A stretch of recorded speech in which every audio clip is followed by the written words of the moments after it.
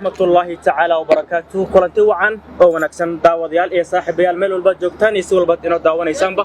waxaan ahay Cabdirashiid Xuseen Karash barnaamijka maanta waxa martay ugu ah fanaan daayar fanaan caan ah fanaan aad u cod macaan oo sanadihii la soo dhaafayba dhalinyarada iyo waliba dadka Soomaaliyeed ay aad uga daba dhaceen talo waa kuma waa fanaan Xasan Gantaal حسن وانكسو دوينيا هذه هذا ما سنتهي وانا ولا شغلتي ان بان حيس او قبي ان ان وريس كل يشو بس ربيغا مانتا ايو سورتا غليي واسي وناكس برنامجك ay u guda gali doona haduu rabbi raali ka noqdo هذه inta aan u sii guda galin bal daawayaasha isbar waa kuma Xasan Gantaal aad iyo aad ma sنتهي walaalkay aad baan u salaamay adiga bulshadaada kugu xidhan meel kasta joogan taageerayaashana si khaas ah u salaamaya Xasan Cabdi Muuse Gantaal ninkaas waa nin reer Nairobi ah waa nin Soomaaliyeed oo fanaan ku dhashay meel baadiye ah ku soo barbaaray meel baadiye ah oo ku taalo Soomaali galbeed oo ku dhaqmay dalka Kenya waa Xasan Cabdi Muuse Gantaal magaca Gantaal sidoo kugu baxay Gantaal waa hub qofka ugu casirsan saamisana mararka qaar anigu xasan ninkan asoo doolay ama ku soo gala marka magaca fantaa xayaa Gantaal sidoo kugu baxay Gantaal wuxuu igu baxay maalintii fanka aan bilaaway iyo soo raacay magacaas intii ka horeysay leeymo jirin Gantaal maalintan heesay uu Gantaalkaasi soo raacay fankayga oo durba soo baxay dartii ayaan isiri sabab uu yahay abaankii heesaha ii sameyn jiray baa ii bixiyay waan gartay Xasan aad baad u mahadsantahay Xasan xagee baad ku dhalatay waraysiga dhanka fanka waan u soo laaban doonaa heelka waxbarashada xageed ka gaarsiintaa run ahaantii waxbarashada ma aanan dhameystirin dugsi sare waxaan kaga baxay class 7 dalka waxa weeye Kenya ku bartay wax inta ka bartay luqadihii waxaana bareefad iskuulaha iskaga dhisay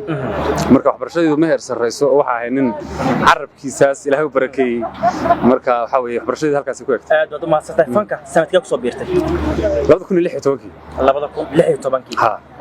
fanka in aad ku biirto ma adiga go'aansaday imis ama waxaad ka soo jeedaa family oo fanaaniin ah ama qof baa kugu dhiirigeliyay walaalkayo su'aasha in badan baa la weydiiyay laakiin se waxaan rajaynayaa in aan imkaan kaaga jawaabi doono fanku aniga un baa abuurtay hooyaday iyo aabahay iyo ehelkay midna ma yaqaan aniga un baa la imaaday waa wax hobigayga ah wax aniga aan ogahay inuu hibe ii yahay marka aan la wadaago bulshadeedii iyo dadkii afkayga ku hadlay waxaad tahay fanaan daayar oo aad u cod macaan oo bulshada Soomaaliyeed inta badan ay jecel yihiin ma jira fanaan aad ku dayato fanaanadii hore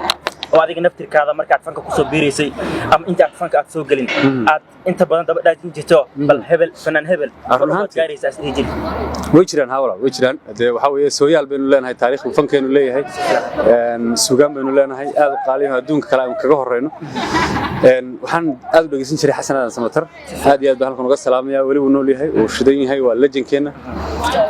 waxa weeye حسن أنا سمعت أربع رنتي ها حاجة فنك قف عند جيستو أن كضيع سفيع مركي أت فنك صاغ شيء مجرى وعقبة أو لا كلام أما دانك فاميلك أما دانك أهلك أما أصحابك رنهانتي ده مرك الله يجو دقن كين الصوماليات وإسكا ذقي هاي وحلقة فاميلك هاي سبوت كهلنا متاجره دانك فنك رنهانتي وحقود علس أو يهرس تاكتنا ما أرق بل سفاميلك يقولونتي ولقد ما يتاجرين فنكيجا مرك لقى مرك أنا وكم الحضيقي أي دكتور بأركي وحي أنا وإنا وحنو أنا مال وقص عضونا هين ده وحوي يجينا ولا دلنا يرنتي تاجرين وإل تاجرنا بيقول لسه عضان هدر هاي مرك وحقود أورون كرو حسب كويستاتشيا ما كله متشر هذا أمها سنتها لأنك هسها عن أصل لعبنا هستي كوه رئيسي قاعد قاعده هستي هيد هستي كوه رئيسي أن قاعده هست لقنا بهيد دان تايي هيد أو أنا فنك دان تنقصه باللاوي مقالة نيروبي بنك باللاوي دان تو مركا ودني وحي هيد كوساب سندول كسومالي قلبت وبرجع يدا أي جميسني سي شيء جميسني أي رنتي أن كجهلي مركا كاسة يهري وحن كوهس marka heesti kuwa koobaad ee aad qaato ama dhaanta noqota bal hadii aad xasuusto hal iyo laba inooga taabo inkasta mar hore ahayd oo aan dib u qaadin haddana waxaan malay wali way ku jirtaa maskaxda qayb kamid ah dayalagu ma helo dhifta goobaanimo dhibta iyo rafaadkay ku soo dheelmata annaguna waxaan dhabu diidanahay dhidirkiyo gumaystahan dhoof noogu yimi يا جزاك الله عدك معانا ان حسن قنتاله waxaad u malaysaa heesta markii maslaxa laga qaadayo oo muusiga wadata speaker iyo wixii isku saaran yihiin iyo markii kaligeed la qaadayo sidoo kale inay hadda codku ka macaan yahay Allah codkaada ku barakeeyo shukran aad ma santahay barnaamijka ayaan ku sii siqeynaa haduu rabbi raali ka noqdo ma jirta heesaha aad qaado hees kamid ah oo adiga naftirkaada marka aad qaadayso shucuurtaada ama dareenkaada bedelayso runtii way jirtaa ha inkasta oo waxa weeye dee bulshada nafkeeda ku hadlo haddana bulshadan ka mid ahay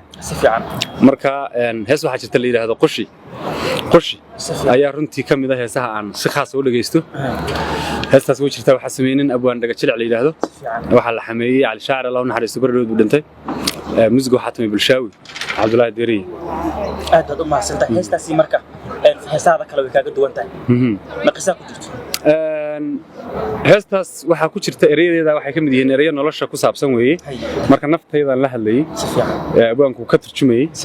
marka waxa weeye sidaasaan ku doortay hal iyo laba minoo ka taaban kartaa haadiya naftayday ruux ku qaado wanaagiyo qiimihiisa qanaaca midkaad ka weydo qalbiga boosyo ku yeelan aad baad u mahadsantahay ma si dhaqaaqayno inaan waxaan ka kaco mahadsantahay kaaga mahadnaqaya haddii aan u sii guda galno dhanka kaftakan isla aadi doonaa si fiican dad waxaa jirta aad kugu xiran waxa aad weliba dad kugu xiran ka mid ah dhalinyarta Soomaaliyeed qurbo ama banaan ha joogaan anigaba waxaan ka mid ah dhalinyarta inta badan ku xiran waad mahadsantiin kulligii barhada bulshada sida YouTube-kaaga si fiican korna kala socoto si fiican maxaa la dhihi lees oranaya su'aalo waxaa jirta dadka inta badan ay iswareystaan hablaha u badnaadeen xasan gintaar xaas maleey wal gacli waan ka xumahayn aadan ogeyn adiga iyo in kale laga yaabo ay maxay ahaydeen oo taas ka gooxaysa maskaxdooda xasan gintaal waa nin waxa weeye reer leh waa nin alxamdulillah ku jira marwadeyda aad baan uga salaamaya ubax dool cabdi iyo wiilkayga nageey aad iyo aad baan labadooda halkan uga salaamaya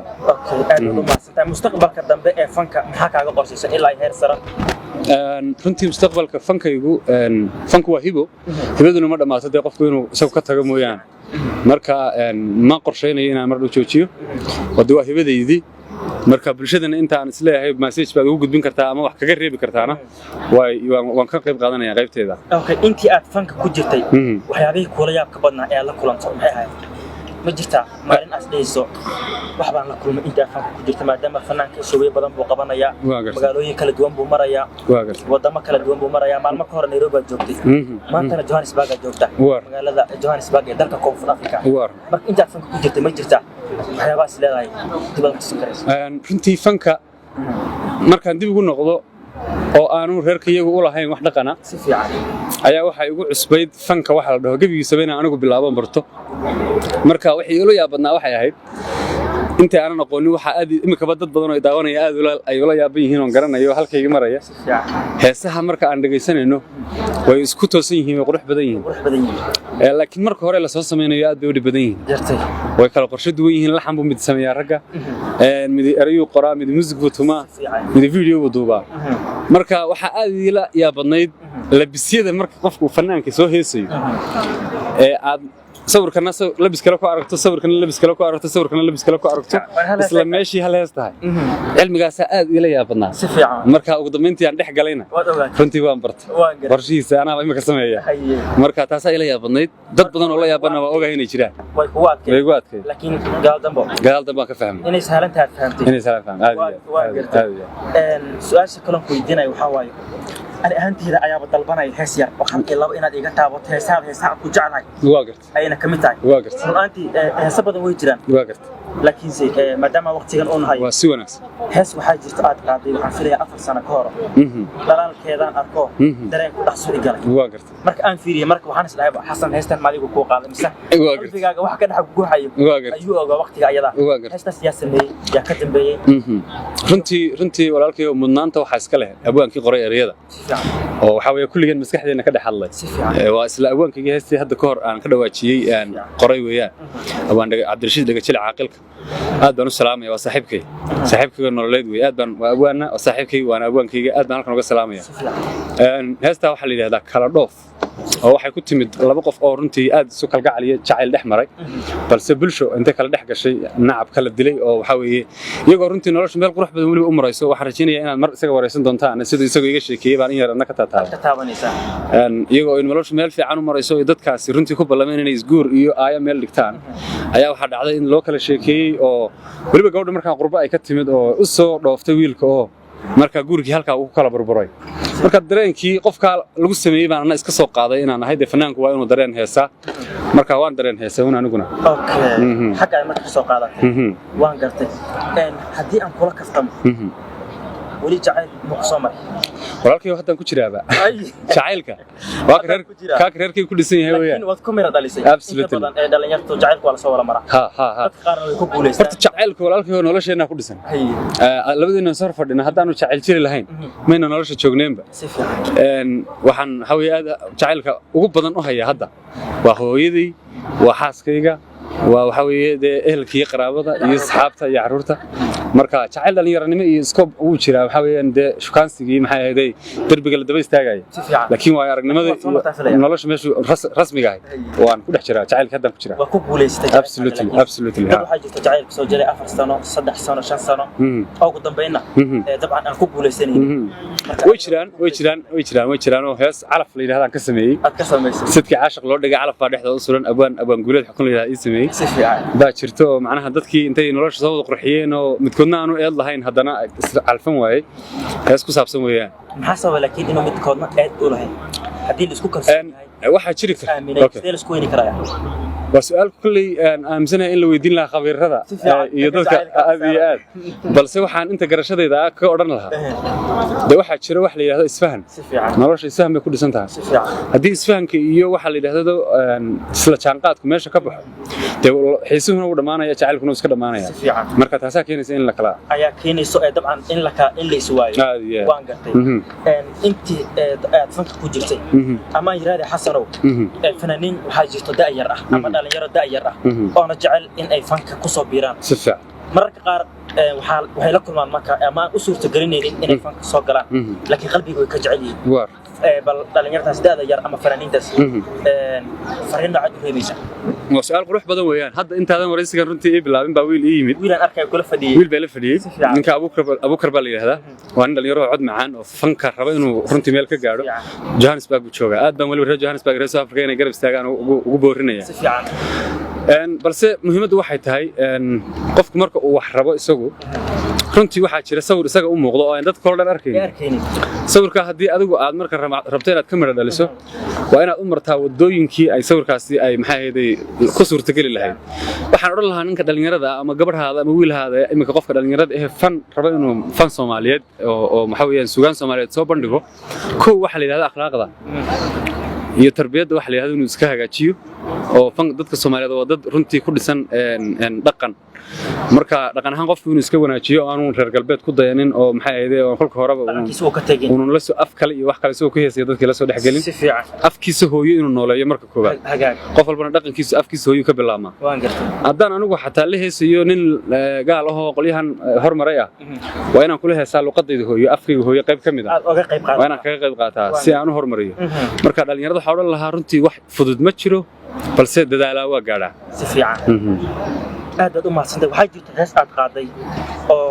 qiso aad ka qaaday 3 sano ka hor inay taan filayaan waa gartay heestaasi dabcan aniga runaantii ma korka ma haya laakiin waxa la yiraahdaa dambaalkii wada hadal ka soo baxay qalbi ku haaran iyo waxba sida waa gartay waa taabanay qiso ayaa ku jirta ayaan filayaa waa run heesta inkastoo oonan hees official ahayn oo bulshada ugu talagalay kulligeed si fiican oo ay ahayd hees dad gaar ah qosaysa oo qisada aad ka dhawaajisay haddana waxay iska noqotay murti dad badan saameyn qalbigooda ku yeelatay heesta sagal baa la yiraahdaa si fiican waxaan ku heshiisiinay reer markaa burburay oo intii la kala dhex reer isagoo degan dad kale u kala sheekeeyeen baa runtii heestaasi ku saabsanayd oo iyaga un baa ugu talagalay markaa iyaga ah magaalada Xamar baan ku sameeyay heesta waxaa la yiraahdaa qalbiguna hal weeyaan way jirtaa heestaas way jirtaa marka qisaha ka dambayso dad u sameeyay dad baan u sameeyay ha wiil iyo gabadh marka runtii xaaladooda ay aanay wanaagsaneyn yaan saxdii kaga dhignay aniga abwaan la sameeyay heesta abwaan Cabdiraxmaan Firi la yiraahdo waan gartay okay aad u mahadsantahay waan kaaga mahadnaqayaa sida quruxda badan leh wanaagsan ee barnaamijka ay igala qayb qaadatay aad igu sahashay inaan kula kulmo waraysin aan kula yeesho barnaamijka waan soo gabagabaynaynaa soo Koonfur Afrika maalmo yar ayaa joogtay habeen dhaxdaana waxaan joogay xaflad aad dilgishay aan joogay marka inta aad Koonfur Afrika joogtay bal farqiga u dhaxeeya magaalada Johannesburg ama Koonfur Afrika hadii aan dhaho ama waxyaabaha aad la yaab ka badneed bal iyo wixii sawirka aad ka haystay marka hore hal ilaa wadan nooga taabatay runtii waa meel aad u qurux badan waa meel dadkii la hadhistay dadka Soomaaliya joogaana waa dad aad u goob ah oo runtii waxa dhaqan u ah sidaan aan xanta ku maqlay qofka meel ka yimid ee socdaal ama fanaan haada ama yaanu ahaana in dadka sii jooga ay ogaraan waxa wuxuu cabay ama meel saxanay ama wuxuu cunayo inaan la weydiinin lacag waa qorshe aad u qurux badan waxa weeye aan ka helay dhaqankeena Soomaaliyeed ah weeye waxaan ka helay oo kale waxa weeye waxa isbedel kale aan ka arkay oo kale meesha waxa weeye waxaan u haystay anigu meel dad Soomaaliyeed oo iska xamaalato ordayo oo kala mashquulsan oo ku jira oo magaalo qurxoon ay joogaan magaalada degan yihiin oo aan soo xasuustay inaan joogo Xamarweyne yaa runtii aad uga arkay meesha haadiya waa lagu soo dhaweeyay filaya haadiya aad haysatay sawirka aad aragtay sawir aad kala baduun buu noqday asxaab qiimo badan baa igu soo dhaweysay oo Cumar halkan kamid yahay ninka la yiraahdo Cumar Baantu ku magac dheer aad baan runtii ugu mahadcelinaya dhamaantood aad baad u mahadsantahay waan kaaga mahadnaqaya Xasan kulanti damba ayaan ku leeyahay sida quruxda badan leh ee waraysigiisana waan kaaga mahadnaqaya daawadayaal iyo saaxiibayaal ee barnaamijka waxa marti ugu ahaa fanaanka daada yar Xasan Gantaal oo sanadihii la soo dhaafay dadka ama bulshada Soomaaliyeed ay aad uga daba dhaceen